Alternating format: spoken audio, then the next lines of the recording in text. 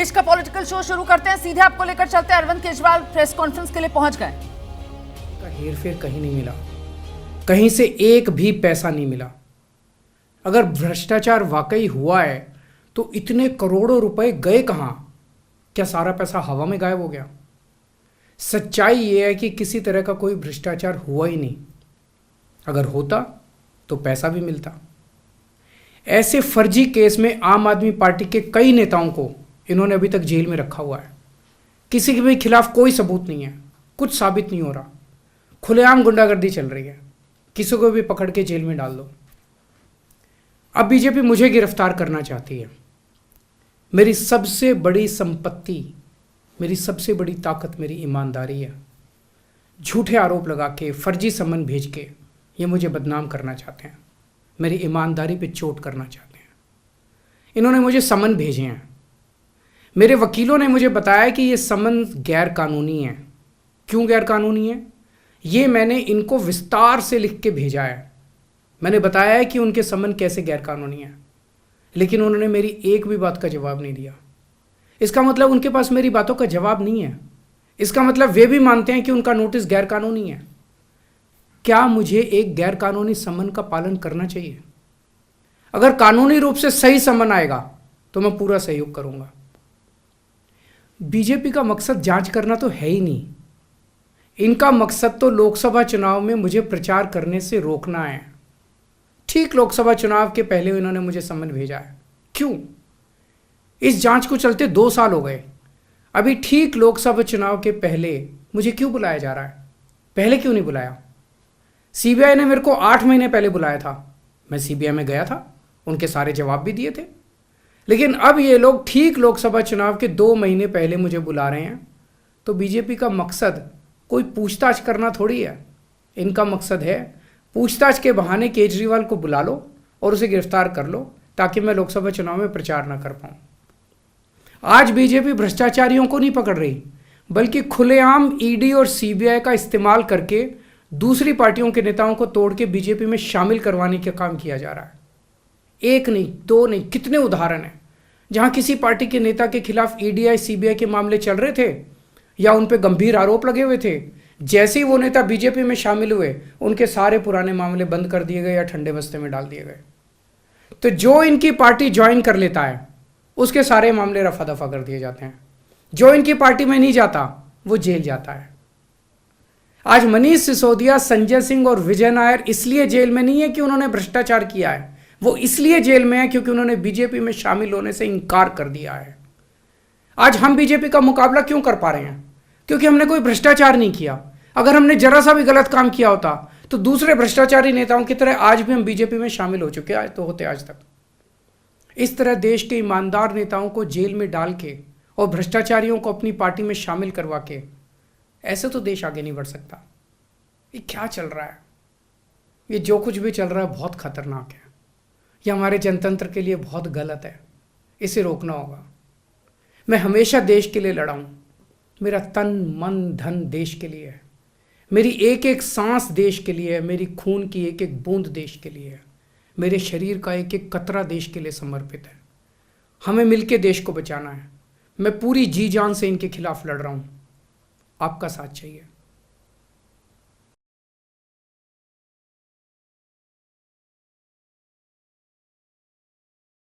केजरीवाल को आप सुन रहे थे। दिल्ली के मुख्यमंत्री अरविंद केजरीवाल कह रहे हैं कि गैर कानूनी समन मुझे भेजा गया है और मैं बार बार जवाब में यही कह रहा हूं कि साहब ये समन गैर कानूनी है।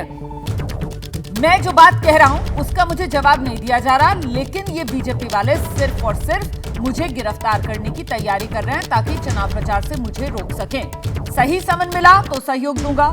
सीबीआई ने बुलाया था 8 महीने, तब गया था ना पूछताछ में शामिल होने के लिए।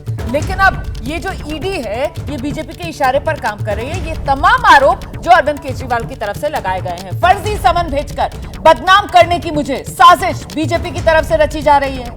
मेरी अब तक की कमाई, मेरी सबसे बड़ी संपत्ति, मेरी ईमानदारी, ये कहना है अरविंद केजरीवाल का।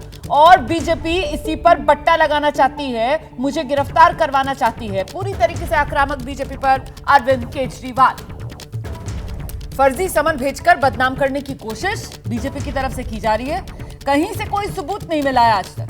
और जो आम आदमी पार्टी के नेता सलाखों के पीछे हैं, मनीष सिसोदिया, संजय सिंह, विजय नायर, उनका भी जिक्र किया अरविंद केजरीवाल ने, ये कहते हुए कि वो सलाखों के पीछे इसलिए नहीं है कि उन्होंने भ्रष्टाचार किया है, वो सलाखों के पीछे इस वजह से है क्योंकि वो बीजेपी के साथ नहीं गए। क्योंकि जो भ्रष्टाचारी हैं उसके तो कितने ऐसे मामले मिल जाएंगे, उदाहरण मिल जाएंगे कि उन पर केस चल रहा था और अब वो बीजेपी में चले गए हैं, तो सारे दाग उनके धुल गए। एक बार फिर से सुनिए अरविंद केजरीवाल का ये आक्रामक अंदाज बीजेपी पर हमले का।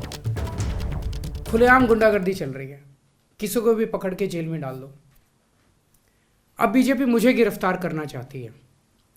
मेरी सबसे बड़ी संपत्ति, मेरी सबसे बड़ी ताकत मेरी ईमानदारी है। झूठे आरोप लगा के, फर्जी समन भेज के ये मुझे बदनाम करना चाहते हैं, मेरी ईमानदारी पे चोट करना चाहते हैं। इन्होंने मुझे समन भेजे हैं। मेरे वकीलों ने मुझे बताया कि ये समन गैर कानूनी है। क्यों गैर कानूनी है? ये मैंने इनको विस्तार से लिख के भेजा है। मैंने बताया है कि उनके समन कैसे गैर कानूनी है, लेकिन उन्होंने मेरी एक भी बात का जवाब नहीं दिया। इसका मतलब उनके पास मेरी बातों का जवाब नहीं है। इसका मतलब वे भी मानते हैं कि उनका नोटिस गैर कानूनी है। क्या मुझे एक गैर कानूनी समन का पालन करना चाहिए? अगर कानूनी रूप से सही समन आएगा तो मैं पूरा सहयोग करूंगा।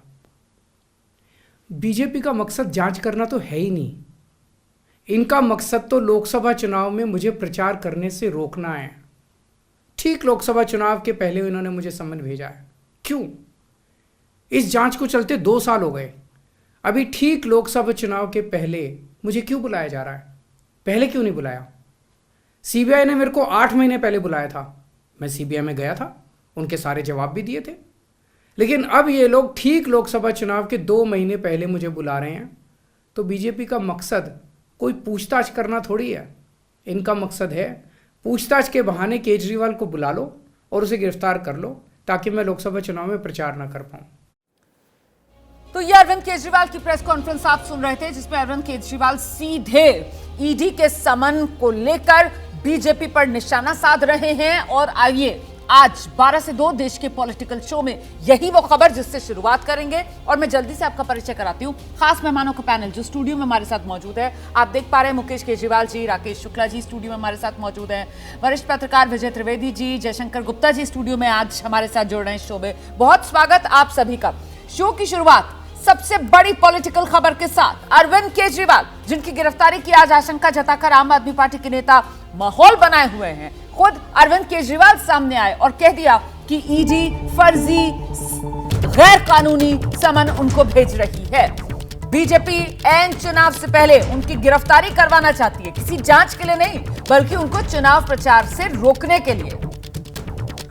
लेकिन ईडी सूत्रों से पता चला है कि अभी ईडी केजरीवाल की गिरफ्तारी की कोई तैयारी नहीं कर रही है। ईडी अभी केजरीवाल के भेजे जवाब की डिटेल्स देख रही है। उसके बाद केजरीवाल को चौथा समन भेजे जाने की तैयारी में जांच एजेंसी ईडी, एनफोर्समेंट डायरेक्टरेट।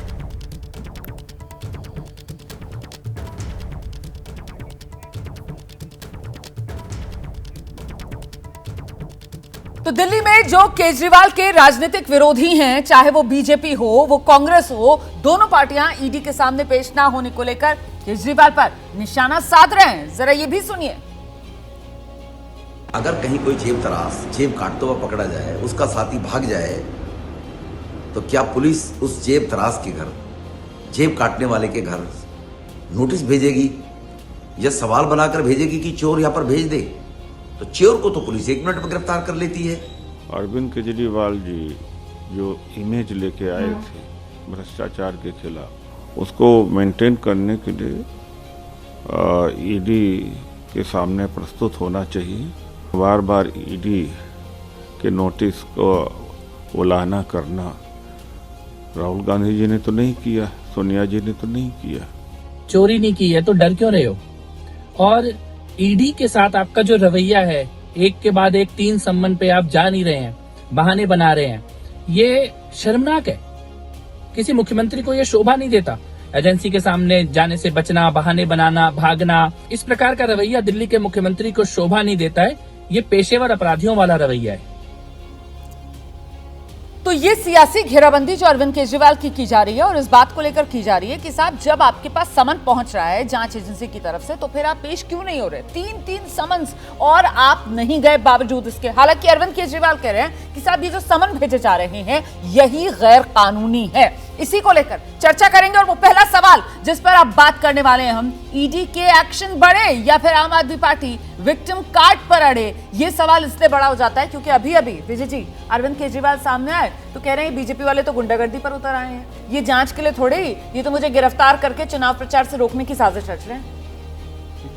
एक तो मैं ये थोड़ा सा करेक्ट कर दूं कि मैं तो इसको प्रेस कॉन्फ्रेंस नहीं मानता, ये उनका वर्चुअल एड्रेस था जी, क्योंकि बाइट देना जैसा है जो अपनी बात रखने का था। प्रेस कॉन्फ्रेंस का मतलब होता है कि कुछ लोग और भी सवाल कर सकते हैं कि भाई आप क्यों नहीं आना चाहते या नहीं जाना चाहते।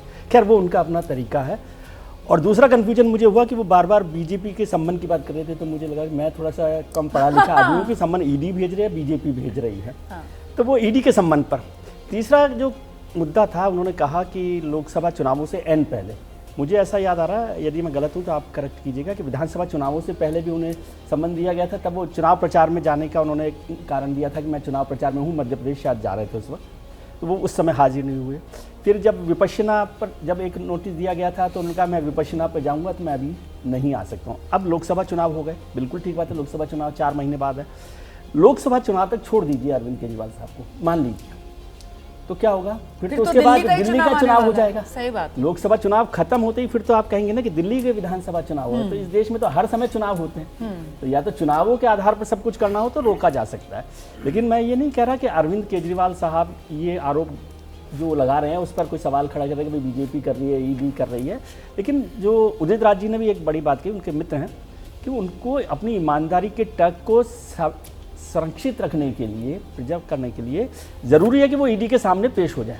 तो वो जो अपनी सबसे बड़ी संपत्ति बता रहे थे, अपनी ईमानदारी को, उसको संचित रखने के लिए जरूरी हो जाता है कि वो जाएं, ईडी के सामने पेश हों। लेकिन ऐसा अरविंद केजरीवाल कर नहीं रहे। अरविंद केजरीवाल कह रहे हैं कि मैं क्यों जाऊं, ये तो समन ही गैर कानूनी है और मैं तो बाकायदा चिट्ठी लिखकर कह रहा हूं कि गैर कानूनी समन आप मुझे भेज रहे हैं, उसका जवाब दीजिए। तो दिल्ली की सियासत का पारा हाई है। अरविंद केजरीवाल अब से कुछ देर पहले सामने आए मैसेज के जरिए, अपने वीडियो मैसेज के जरिए, और उसमें उन्होंने आकर सीधे निशाने पर बीजेपी को लिया और खुद के लिए विक्टिम कार्ड वाला जो गेम खेला है अरविंद केजरीवाल ने, ये सियासी तौर पर फायदा पहुंचाएगा मुकेश केजरीवाल जी, अरविंद केजरीवाल को? चल जाएगा ये विक्टिम कार्ड? देखिए देखिए जो समन भेजे जा रहे हैं, इसको आप, इसमें कई परतें हैं। एक तरफ समन भेजने की जो बात वो कह रहे हैं कि गैर कानूनी है, गैर कानूनी कहने का क्या आधार है, और क्या ऐसे समन को जो कोर्ट ऑफ लॉ है उसमें कितना टिकते हैं, ये देखने की ज़रूरत है। साथ ही ये भी देखना होगा कि क्या हम गंभीरता से इस विषय पे विचार कर रहे हैं कि जो एजेंसीज हैं जिनकी वजह से कोई भी देश मजबूत या कमज़ोर होता है, वो कितना इंडिपेंडेंटली काम कर रही हैं। और जहाँ तक विक्टिम कार्ड की बात है, तो ये तो राजनीति में सबसे आसान कार्ड है, कोई भी खेलता है। मोदी जी खुद भी कहते हैं कि उनको सबसे ज़्यादा गालियाँ मिलती हैं, वो भी विक्टिम कार्ड खेलते हैं। जिनको आप सबसे मजबूत, आज देश में सबसे मजबूत ताकतवर जो नेता हैं, वो भी अगर विक्टिम कार्ड खेल रहे हैं, प्रधानमंत्री 9 साल से रहते हुए, तो एक अगर मुख्यमंत्री, राजनीति में ये कोई बहुत बड़ी बात नहीं है कि कोई भी विक्टिम कार्ड खेलता है। ठीक है, तो ये जो भी कार्ड खेला जा रहा है, अब ये विक्टिम कार्ड है या नहीं है, कुल मिलाकर सवाल ये बड़ा हो जाएगा कि साहब ईडी का एक्शन तय है, इसी वजह से ये कम से कम भय तो यहाँ पर दिख रहा है ना, इसी वजह से आम आदमी पार्टी में भय है क्या?